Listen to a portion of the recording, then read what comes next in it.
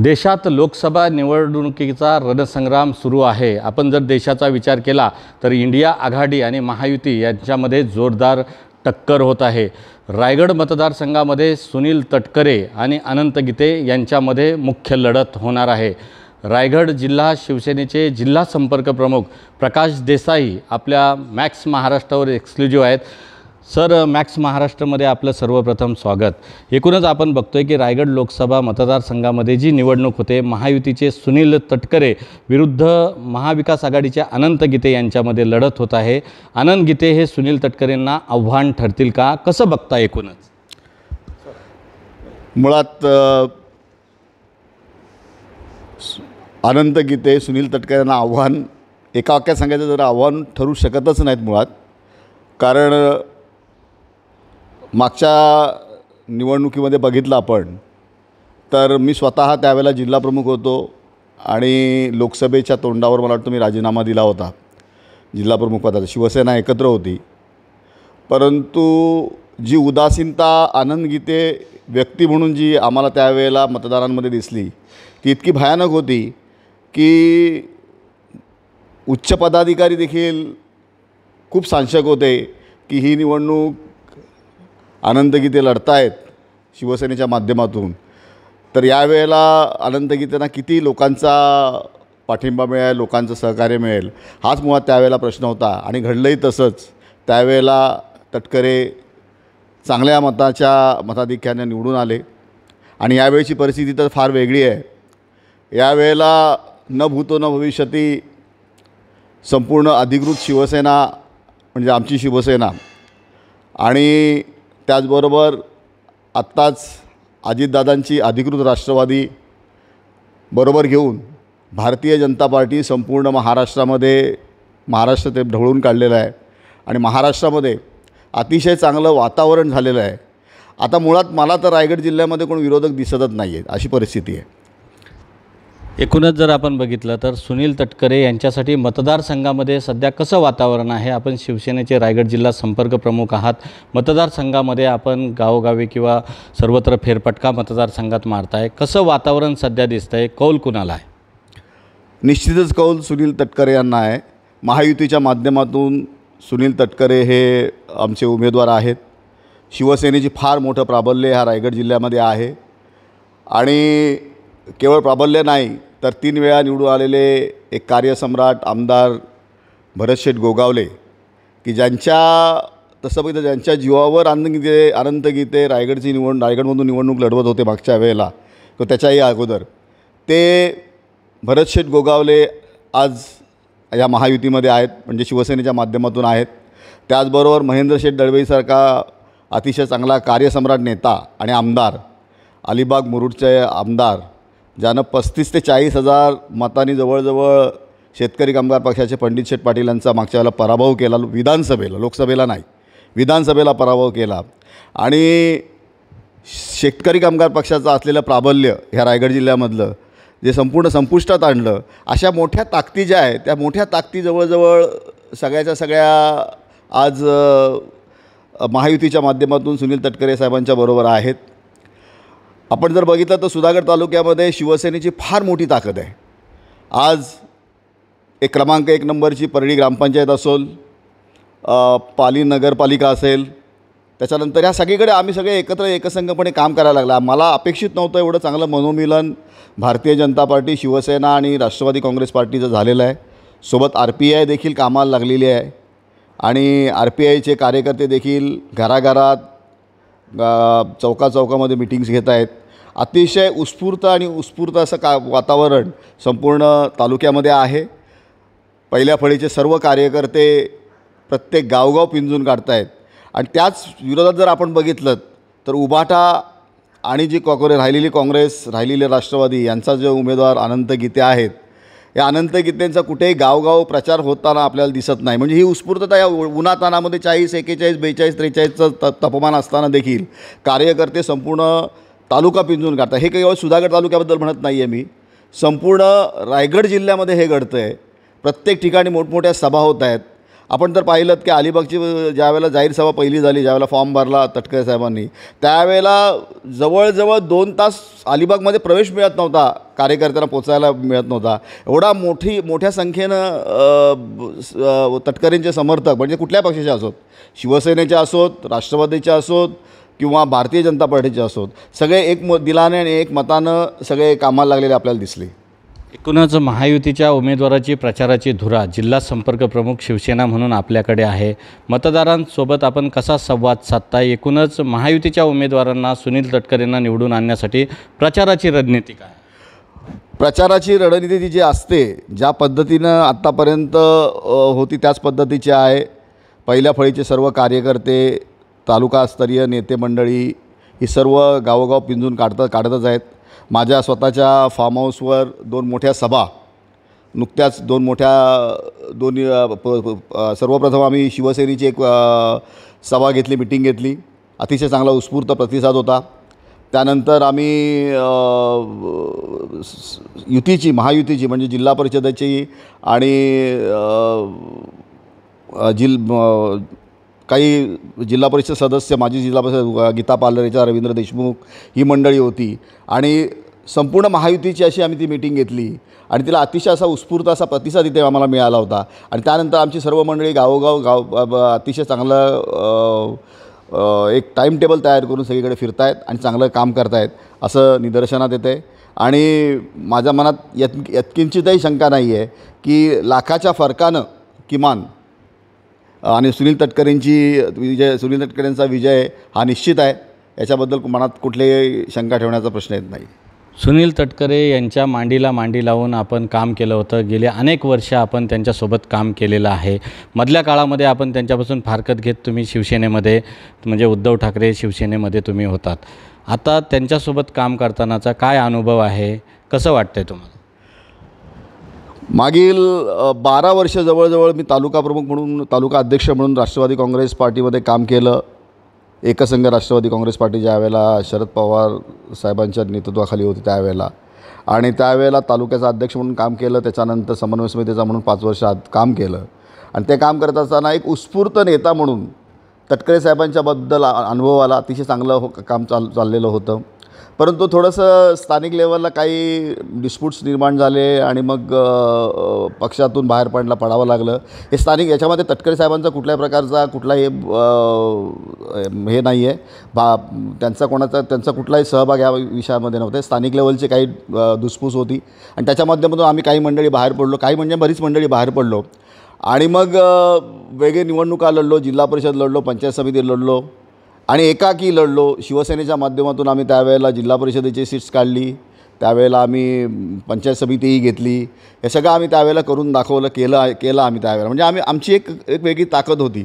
परंतु याच्यामध्ये कुठेही तटकरे साहेबांच्याबद्दल अनादर होता असं कुठलीही गोष्ट नव्हती. कारण त्यांच्याबद्दल आमच्या कुठल्या प्रकारचं ते स्थानिक लेवलच्या गोष्टी राजकारणाचा भाग होता तो. परंतु तो आता सगळा संपलेला आहे. कारण वरूनच आदेश आलेले आहेत. आमचे सर्वेसर्वा महाराष्ट्राचे सन्माननीय मुख्यमंत्री एकनाथ शिंदे साहेबांनी सांगितलेलं आहे की अतिशय एकसंघपणे ही निवडणूक आपल्याला लढायची आहे आणि एकसंघपणे आपल्याला आपली शिवसेना जी आहे, जी अधिकृत शिवसेना आहे, तिचं खरं अस्तित्व आणखीन प्रगल्भ आणि विस्तारित करायचं आहे महाराष्ट्रामध्ये आणि सत्तेमध्ये फार मोठा सहभाग आपल्याला प्राप्त करायचा आहे. यासाठी आपण सगळ्यांनी एकसंघपणे काम करायला पाहिजे. त्यासाठी आम्ही सर्वजण एकसंघपणे काम करत आहे. तटकरे साहेबांच्या बरोबर काम करत असताना एक जाणवलं की एक उत्स्फूर्त नेता म्हणजे विजन असलेला नेता, ज्याच्याकडे विजन आहे आणि नुसतं विजन नाही तर प्री प्लॅनिंग आहे. प्रत्येक गोष्टीसाठी विजन असल्यानंतर ते विजन अंमलात आणण्याचं त्याचं इम्प्लिमेंटेशन करण्यासाठी एक प्लॅनिंग लागतं. ते प्लॅनिंग देखील तटकरे साहेबांकडे दरवेळेला आहे. मग ते सांस्कृतिक क्षेत्रात असो, सामाजिक क्षेत्रात असो, शैक्षणिक क्षेत्रात असो, त्याच्यानंतर राजकीय क्षेत्रात असो, कुठल्याही क्षेत्रामध्ये आपण जर पाहिलं, सरकारी यंत्रणा राबवण्याच्या माध्यमातून असोत किंवा शासकीय योजना राबवण्याच्या माध्यमातून असोत, या सगळ्या बाबतीमध्ये तटकरे साहेबांचा हात धरण्यासारखा एकही नेता मला आज तरी रायगड जिल्ह्यात दिसत नाही. आपण नीट अभ्यास जर केला तर आपल्याला लक्षात येईल की आम्ही सर्व मंडळी, मी असेल, महेंद्र दळवी असतील किंवा गीता पालरेचा असेल, रवींद्र देशमुख असेल, इतर आणखीन तालुक्यातली मंडळी असतील, ही सर्व मंडळी आम्ही जर बघितलं तर एकसंघपणे आम्ही सुनील तटकरेंच्या नेतृत्वाखाली काम करत होतो. आणि आज परत जसं कालचक्र असतं उन्हाळा पावसाळा हिवाळा, त्या पद्धतीने आज पुन्हा एकदा आम्ही मंडळी सर्व रायगडचे सर्व नेते मंडळी ज्यांनी म्हणजे रविशेठ पाटील असोत किंवा धैर्यशेठ पाटील जे आता अध्यक्ष आहेत, त्यांनी देखील आज भाजपचे अध्यक्ष आहेत, माजी आमदार आहेत ते, आणि अतिशय चांगलं नेतृत्व आहे ते देखील. आणि या सर्व मंडळी आम्ही सगळ्यांनी एकेकाळी तटकरेंच्याबरोबर काम केलेलं आहे. परंतु जसं कालचक्र फिरतं त्या पद्धतीने आता पुन्हा एकदा रायगड जिल्ह्यामध्ये ह्या सर्वांचं नेतृत्व करण्याचा पुन्हा एकदा सन्मान हा सुनील तटकरेंना मिळणार आहे. पुन्हा एकदा रायगड जिल्ह्याचं नेतृत्व म्हणून सुनील तटकरे पुढे येणार आहेत खासदारकीच्या माध्यमातून. मला तर आणखीन पुढे जाऊन असं वाटतं आहे की उद्याच्या नरेंद्रजी मोदींच्या सरकारमध्ये सुनील तटकरे, प्रफुल्ल पटेल आमचेही 2 कोणतरी मंत्री असतील असं मी मध्ये मीडियाशी बोललो होतो. आमचेही एखाद 2 मंत्री आमचे देखील त्याच्यामध्ये असतील, 1 का 2 असतील नक्की अगदी. आणि जर कॅबिनेट मंत्री म्हणून जर सुनील तटकरे बसले तर रायगड जिल्ह्याला त्याचा फार मोठा उपयोग होणार आहे आणि फार मोठा कायापालट संपूर्ण जिल्ह्याचा होणार आहे. याच्याबद्दल माझ्या मनात तीव्र शंका नाही, कारण अतिशय विजन असलेलं नेतृत्व आहे आणि हेच नेतृत्व पुढे गेलं पाहिजे. यासाठीच आपण धडपडलं पाहिजे. थोडक्यात एवढंच सांगेन मी की 5 वर्षासाठी मला उद्धव ठाकरेंनी जिल्हाप्रमुख केलं होतं, परंतु मी अनंत गीतेंच्या काळामध्ये 4 ते 4.5 वर्षामध्येच जिल्हाप्रमुख पदाचा राजीनामा दिला. आता एवढं मोठं पद मिळण्यासाठी लोक आटापिटा करतात, तळमळतात की मला एवढं मोठं पद मिळत असेल तर ते मी कधी सोडू नये. पण मी ते राजीनामा दिला. आता याच्यामध्ये एक अभ्यास करण्यासारखा विषय आहे की मी राजीनामा का दिला असावा. तर मी त्यावेळेला राजीनामा दिला आणि त्याच्यानंतर देखील बऱ्याचशा सभांमध्ये माझा आणि सुनील तटकरेंचा एका व्यासपीठावर येण्याचा योग आला. मुरुडला असेल, अलिबागला असेल, बऱ्याच ठिकाणी आम्ही एका ठिकाणी आलो. अतिशय चांगलं वक्तृत्व त्यांचं आहे. दुसऱ्याच्या वक्तृत्वाला देखील दाद देण्याची त्यांची मानसिकता असते, किंबहुना त्यांच्यामध्ये ती एक कला आहे. आणि हसत खेळत सगळ्या गोष्टी व्यासपीठावरच्या कशा हँडल करायच्या हे तटकरेंकडून शिकण्यासारखं आहे. महाराष्ट्र आणि देशामध्ये मधल्या काळामध्ये जी राजकीय स्थित्यंतर झाली आपण पाहिली, ज्या पद्धतीनं एकनाथ शिंदे यांनी बंड केला, शिवसेनेमध्ये 2 गट पडले. आत्ता जर बघितलं तर शरद पवार आणि अजित पवार असे 2 गट या ठिकाणी पडले. राष्ट्रवादी कुणाची तो वेगळा प्रश्न आहे, परंतु त्यानंतर जे फुले शाहू आंबेडकरी विचारधारेचा मानणारा जो गट आहे, अल्पसंख्याक वोटिंग आहे किंवा SC ST NT VGNT असेल किंवा आगरी कोळी तेळी माळी भंडारी हा सगळा समूह आहे, हा समूह सुनील तटकरेंपासून दुरावला आहे का? कसं बघता याकडे? अजित पवार गटामध्ये गेल्यामुळं किंवा भाजपच्या संलग्न गेल्यामुळं ही जी सगळी त्यांना मानणारा जो गट होता किंवा हे जे सगळे जाती समूह आहेत त्यांचा दुरावा दिसतोय का? या मतदारसंघामध्ये त्यांना या सगळ्या गोष्टीचा एकूण सारासार फटका बसेल का? काय वाटतंय? अजिबात नाही. अगदी 1% देखील या बाबतीत मी सहमत नाही. कारण कसं आहे की लोकांना अभिप्रेत असलेली प्रगती, देशाची प्रगती, लोकांना जनतेला अभिप्रेत असलेला महाराष्ट्र, जनतेला अभिप्रेत असलेला देश हा मोदी साहेबांच्या नेतृत्वाखाली घडतो आहे. किंबहुना ज्या गोष्टी अशक्यप्राय होत्या गेल्या 60-70 वर्षामध्ये 370 कलम हलवता आला नाही किंवा त्याला हात घालता आला नाही. 370 कलम हलवणं किंवा ते दूर करणं हे फार सोपं नव्हतं, परंतु ते देखील अगदी सहजासहजी करून दाखवलं. त्याच्यानंतर पुलवामाचा अटॅक असेल, त्याला दिलेलं उत्तर असेल, त्याच्यानंतर अशा बऱ्याचशा गोष्टी ज्या घडलेल्या आहेत. आज संपूर्ण काश्मीर शांत झालेलं आहे. हे काश्मीर शांत करण्यामागचं ताकद जी आहे, जी यंत्रणा आहे, ती राबवण्याची ताकद किंबहुना त्याच्यामागे ती यंत्रणा कशा पद्धतीने राबवल्यानंतर तिथलं सगळं अराजक थांबेल आणि डिसिप्लिनरी राजकारण किंवा डिसिप्लिनरी लोकांची राहणीमान तिथलं त्यांना प्राप्त होईल, हे अतिशय चपकलपणे मोदी साहेबांनी ताब्यात घेतलं. आणि त्याच्यानंतर सर्व जाती धर्मामध्ये बघितलं आपण, सर्व जाती धर्मांमध्ये तर मोदी साहेबांबद्दलच नव्हे तर आपण तटकरेंचा सध्या विषय घेतो, तर तटकरे साहेबांबद्दल जर आपण म्हटलं तर तटकरे साहेबांचा सगळ्या समाजामध्ये अतिशय चांगले जवळचे संबंध आहेत. तटकरे साहेब जेव्हा आगरी समाजामध्ये जातात तेव्हा आगरी भाषेमध्ये बोलतात. जेव्हा कोकणी मुसलमानामध्ये जातात कोकणी मुसलमानी भाषा. आम्ही देखील कधी कधी हसतो, म्हणजे आम्हाला ते कौतुकाचं वाटतं, नवलाईचं वाटतं आणि सगळ्यांशी संपर्क साधतात. आणि हे जे काही रुमर्स उठत आहेत किंवा काही अफवा उठवल्या जात आहेत की याच्यावर परिणाम होईल त्याच्यावर परिणाम होईल, असं काहीही होणार नाही आहे. यावेळेला एक वेगळं चित्र संपूर्ण रायगड जिल्ह्यात दिसणार आहे की होणाऱ्या मतदानामध्ये जवळजवळ 75% मतदान हे तटकरेंना होईल आणि तटकरे फार मोठ्या मतानं निवडून येतील. म्हणजे अशक्यप्राय. काल मी कुठेतरी एक बाईट पाहिली आणि लाईव्ह एक शूट पाहिला, बाईट पाहिला. त्याच्यामध्ये पाहिलं मी की मला वाटतं म्हसळ्या कुठे ते मुस्लिम समाजाची एक सभा होती आणि त्या मुस्लिम समाजाची सभा ज्यावेळेला तटकरेंची झाली त्यावेळेला तिला उत्स्फूर्त असा प्रतिसाद मिळाला होता.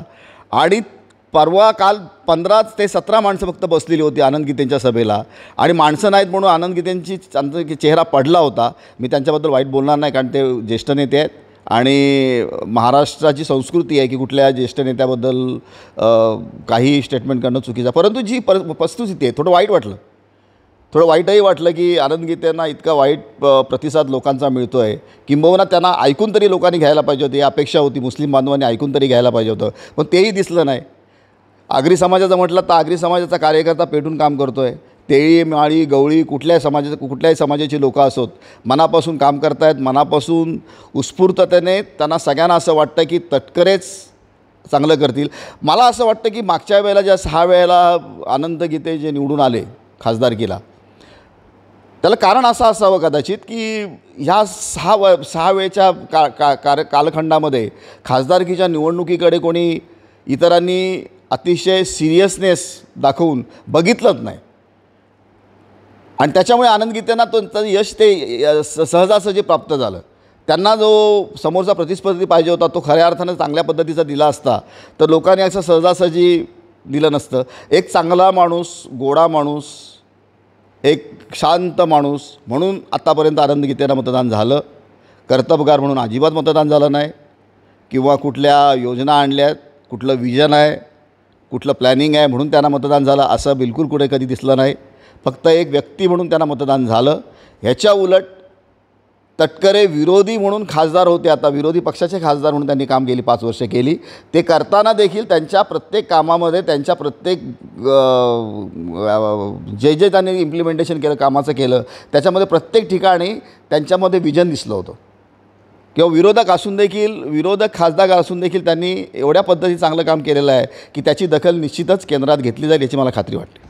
देशाचे पंतप्रधान नरेंद्र मोदी यांनी ज्या वेळेस असं म्हटलं की सिंचन घोटाळ्याबाबत त्यांनी वक्तव्य केलं आणि नॅशनल करप्ट पार्टी म्हणून NCPचा उल्लेख केला, त्यानंतर काही जलद अशा घडामोडी घडल्या का? हे स्थलांतर जे आहे किंवा हे जे बंड अजित पवार गटाचं शरद पवारांपासून वेगळं होण्याचं, याचं काही तुम्ही कसं बघता याकडे की यामध्ये काही तथ्य आहे का? मोदींचं भाष्य आणि त्यानंतरच्या ह्या घडामोडी याच्याकडे कसं बघता? नाही बघा, आता आरोप प्रत्यारोप हे राजकारणात चालूच असतात की आज कोणीतरी केलेलं स्टेटमेंट उद्या सकाळी बदललेलं असतं, या गोष्टी घडतच असतात. त्यामुळे हा एक राजकारणाचा भाग झाला. लोकांपर्यंत लोकांचं मानसिकता बदलण्यासाठी वेगवेगळ्या रुमर्स, वेगवेगळ्या गोष्टी कराव्या लागतात. त्या पद्धतीचा हा भाग असू शकतो. मुळात सिंचन घोटाळा वगैरे या ज्या गोष्टी असत्या तर त्या मागच्या वेळेला बाहेर पडल्या होत्या. त्याच्यामध्ये काही FIR देखील दाखल झाले होते. काही गोष्टी त्यांच्या वेगवेगळ्या डिपार्टमेंटच्या माध्यमातून त्याच्यावर चौकशी झाली होती, पण त्याच्यामधून काही निष्पन्न झालं नाही आणि त्याच्यामधून क्लीन चिट तटकरेंना त्यावेळेला मिळालेली आहे. किंबहुना अजितदादा पवारांना देखील त्यावेळेला क्लीन चिट मिळाली होती आणि त्याच्यातून काही निष्पन्न झालं नाही. त्यामुळे कारण नसताना आता विरोधक या नवीन गोष्टी काढतायत. आता त्यावेळेला ज्यावेळेला सरकारमध्ये ज्यावेळेला उद्धव ठाकरे होते, मुख्यमंत्री होते, त्यावेळेला त्यांना ह्या सिंचन घोटाळे दिसले नाहीत का? तुम्ही आता मोदींचं नाव घेताय, मोदी पंतप्रधान आहेत, मोदी असे बोलले म्हणताय, मग तुम्ही का बोलणार नाहीत? मग त्यावेळेला तुम्हाला खरंच ते सिंचन घोटाळा होता, त्यांना क्लीन चिट देखील मिळाली होती, FIR दाखल होऊन त्याची पण चौकशी झाली होती, त्याच्यातून सगळ्यातून सुनील तटकरे बाहेर पडले होते.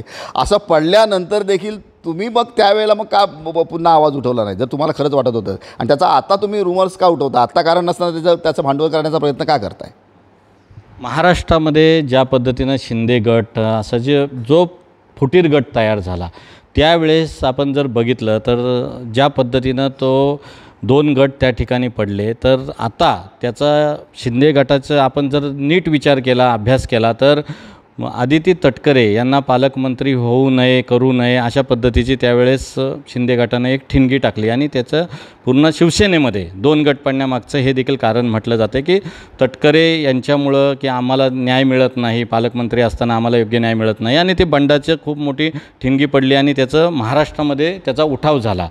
तर आता ती जी नाराजी आहे ती कुठंतरी मनामध्ये आमदारांच्या आहे का, त्याचा काही फरक या ठिकाणी पडेल का, कसं वाटतं आहे? आता मनोमिलन झालं आहे, कार्यकर्त्यांचं मनोमिलन झालं आहे का, आमदारांचं मनोमिलन झालं आहे का, तटकरेंना आतून मदत होईल की विरोध होईल, कसं बघता याकडे? नाही, आता तुम्ही विचारलेले प्रश्न सार्थ आहेत. मुळात उद्धव ठाकरेंची निष्क्रियता 2.5 वर्षाची हे एकमेव कारण शिवसेनेत झालेल्या बंडाचं आहे. किंबहुना शिवसेना संपूर्ण अधिकृतरित्या ताब्यात घेऊन त्याचं नेतृत्व एकनाथजी शिंदेंकडे येण्याला कारणीभूत उद्धव ठाकरेंची निष्क्रियता आहे. मुळात शिवसेनाप्रमुख बाळासाहेब ठाकरेंनी सांगितलं होतं की ज्या वेळेला मला काँग्रेसबरोबर जावं लागेल त्यावेळेला मी शिवसेनेचं दुकान माझं बंद करीन म्हणून. आणि काँग्रेसबरोबर जाण्याची मानसिकताही बाळासाहेबांची कधीच नव्हती, शिवसेना प्रमुखांची कधीच नव्हती, त्यांना मान्यच नव्हतं. आणि हे सगळे विचार घेऊनच हे 40-45 आमदार जे होते त्यांच्या आतमध्ये कुठेतरी खतखत चालू होती गेली 2.5 वर्ष. आणि ती खतखतीचा मोठा उद्रेक झाला आणि त्या उद्रेकाच्या माध्यमातून हे बंड जे आज महाराष्ट्रात झालं ते बंड झालं. आणि त्याच्या माध्यमातून आज खऱ्या अर्थानं नुसतं बंड झालं नाही, कुठल्या प्रकारचं भारतीय जनता पार्टीने जे मैत्रीचे शब्द दिले होते ते टिकवले, पाळले आणि ते अधिकार संपूर्णतः एकनाथ शिंदे साहेबांना दिले. आज संपूर्ण महाराष्ट्रामध्ये एवढ्या मोठमोठ्या योजना, एवढ्या मोठमोठ्या गोष्टी घडत आहेत, लोकाभिमुख कामं होत आहेत. ही सगळी कामं जी करत असताना संपूर्ण भारतीय जनता पार्टीचं केंद्रातलं सरकार हे महाराष्ट्राच्या पाठीशी किंबहुना एकनाथजी शिंदे साहेबांच्या पाठीशी उभे आहेत.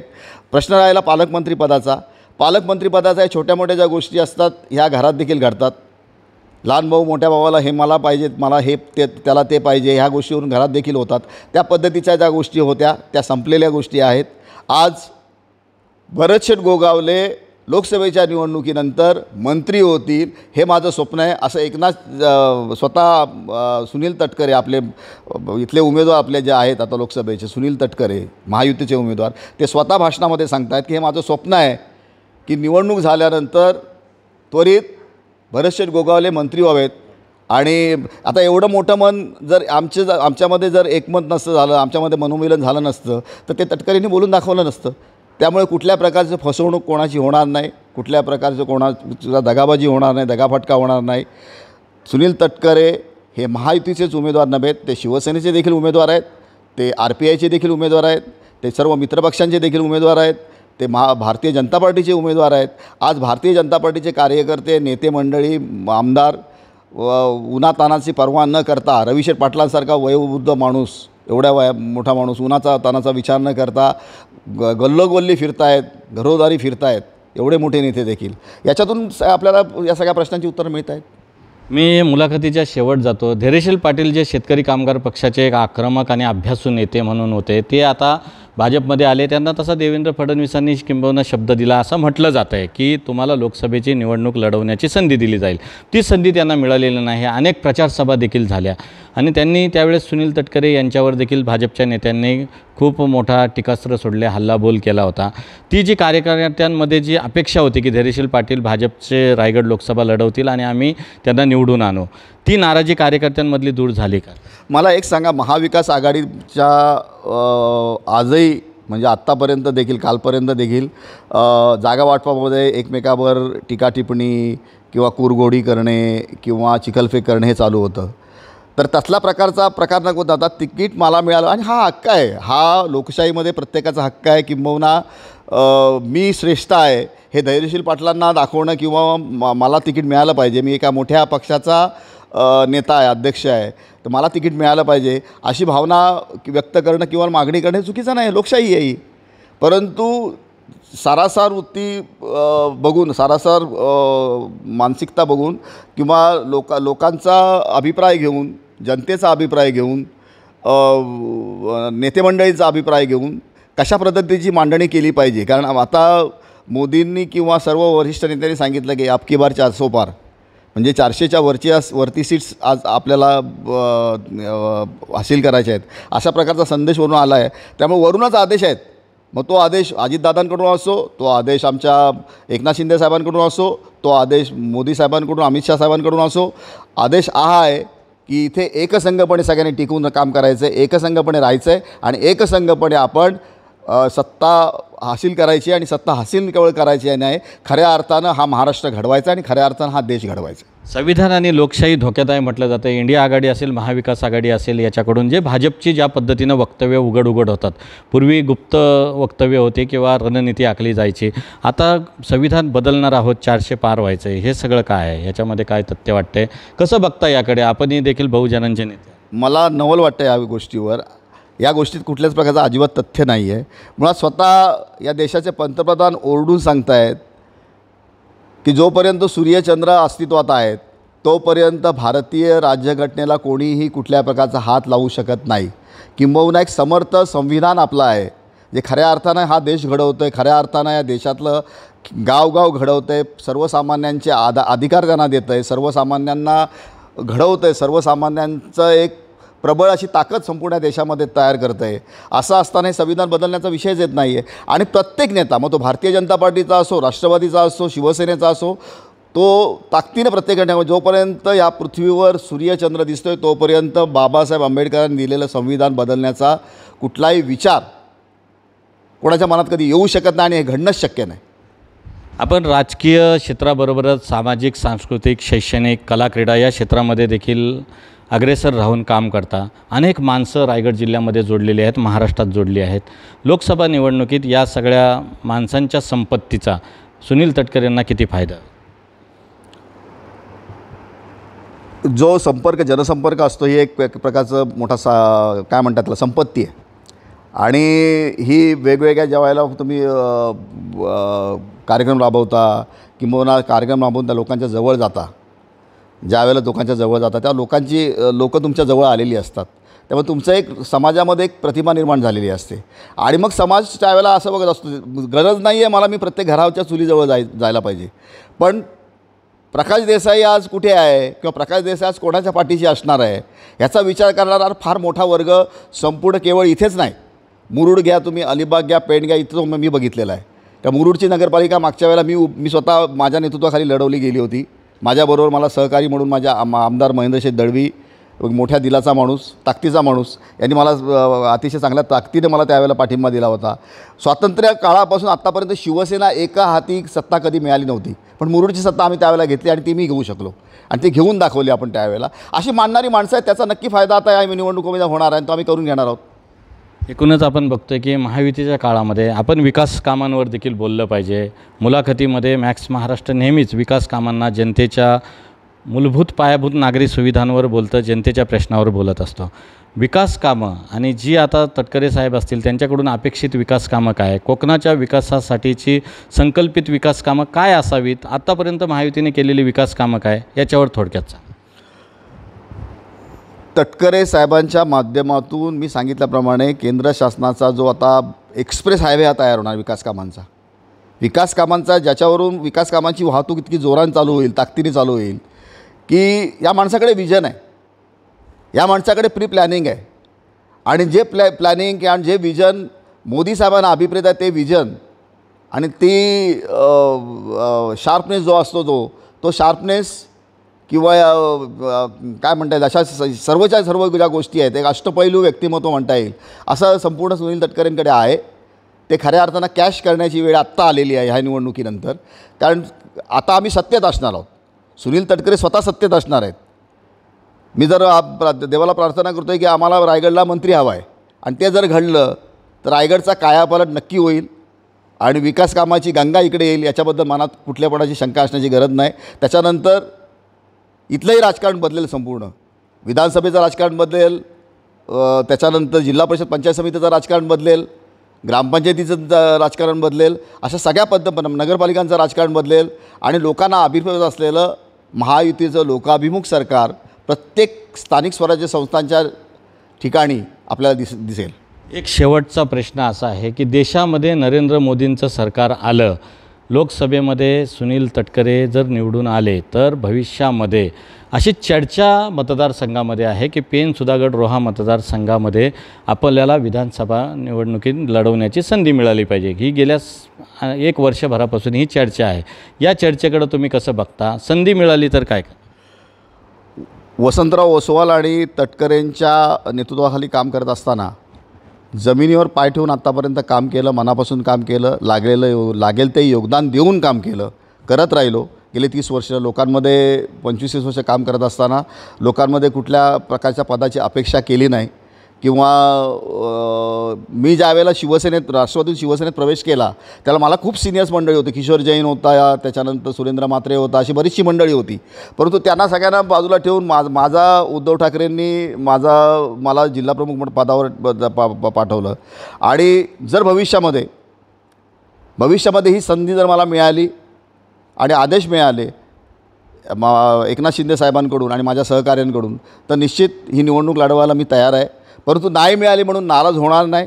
जो कोण उमेदवार आमच्या महायुतीचा असेल त्याला निवडून आणण्यासाठी लागेल ती ताकद पाठीशी उभी करण्यास मी सक्षम राहणार आहे. आपल्यासोबत होते शिवसेनेचे रायगड जिल्हा संपर्क प्रमुख आणि एक अभ्यासू नेतृत्व प्रकाश भाऊ देसाई, ज्यांनी संपूर्ण नरेंद्र मोदी यांची वाटचाल असेल किंवा सुनील तटकरे यांना जर लोकसभेमध्ये जनतेने संधी दिली तर एक विकासाची गंगा या ठिकाणी वाहिली जाईल, विकासाचा एक्सप्रेस वे या ठिकाणी धावताना दिसेल. सुनील तटकरे हे एक अतिशय विकासाचं व्हिजन असलेले, विकासदृष्टी असलेले नेते आहेत. त्यांना जनतेनं संधी दिली पाहिजे. आणि अनंत गीते यांच्याविषयी देखील त्यांनी त्यांचे अनुभव या ठिकाणी कथन केलेले आहेत. कारण का शिवसेनेमध्ये असताना अनंत गीते, उद्धव ठाकरे असतील यांच्या समवेत कशा पद्धतीनं विकासाची तुलना आहे ही देखील त्यांनी या ठिकाणी मॅक्स महाराष्ट्रावर बोलताना केलेली आहे. मॅक्स महाराष्ट्रासाठी धम्मशील सावंत, रायगड, कोकण.